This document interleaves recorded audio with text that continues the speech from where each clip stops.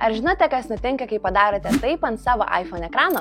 Per 60 sekundžių padėsiu jums įvaldyti 5 iPhone telefono gestus, parašykite komentare, kelis iš jų jau žinojate.